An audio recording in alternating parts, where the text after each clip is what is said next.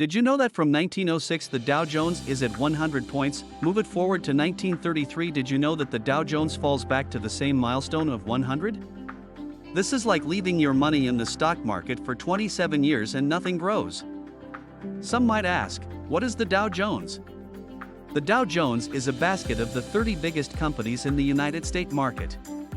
The general sentiment is if we track these 30 biggest companies in the United States, we can somewhat tell how the overall economy is doing.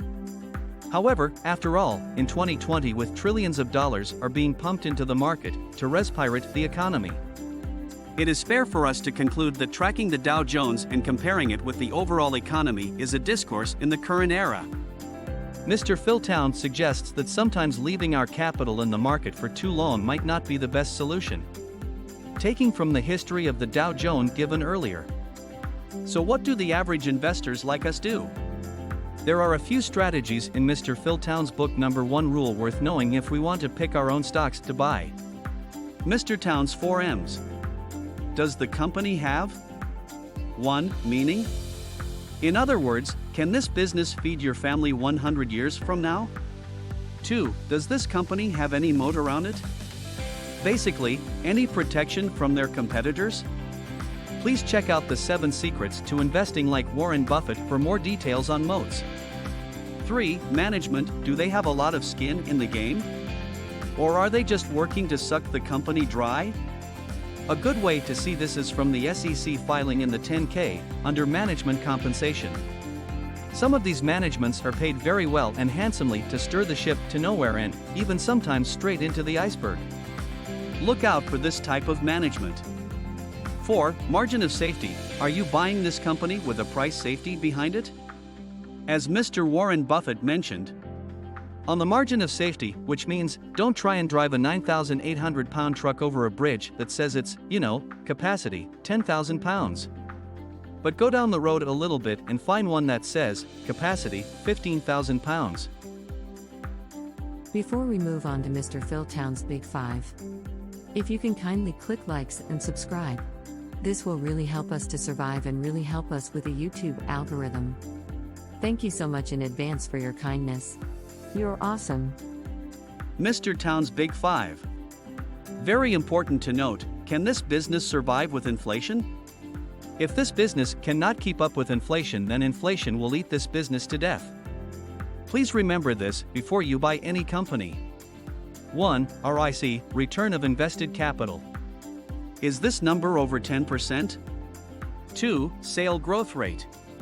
Is their sale even growing or standing still? 3. Earning per share growth rate. 4. Equity book value per share growth rate. 5. Free cash flow growth rate. Please note all these Big 5's growth rates must meet the minimum threshold of 10% or over as a good long-term investment according to Mr. Phill Town. Please also remember consistency is always the key.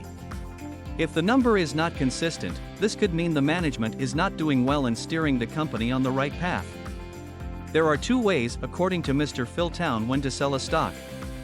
The best way is to never have to sell any company we own, but if we do have to, then follow these 2 fundamentals. 1. The company no longer has any moat to protect it from the competition. For example, a patent that allows this company to thrive and exclusive rights to make a particular product have just expired, leaving others to march their ways in. 2. The company is trading way above the sticker price. You can visit Mr. Phill Town's to get the sticker price and other cool calculators at Rule 1 Investing.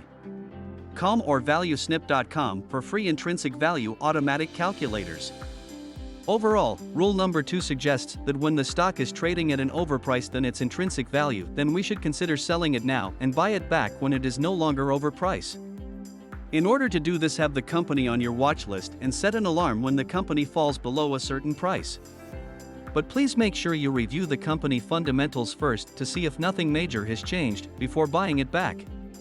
Which one of the rules did you like the most? And which one are you going to use? Don't be shy to leave a comment below. Thank you so much for making it this far. Please join our newsletters. We promise no spam, only to update you when new summaries are available. We swear by the moon and the stars in the sky. We hope to see you in the next summary. Thank you so much again, you are awesome.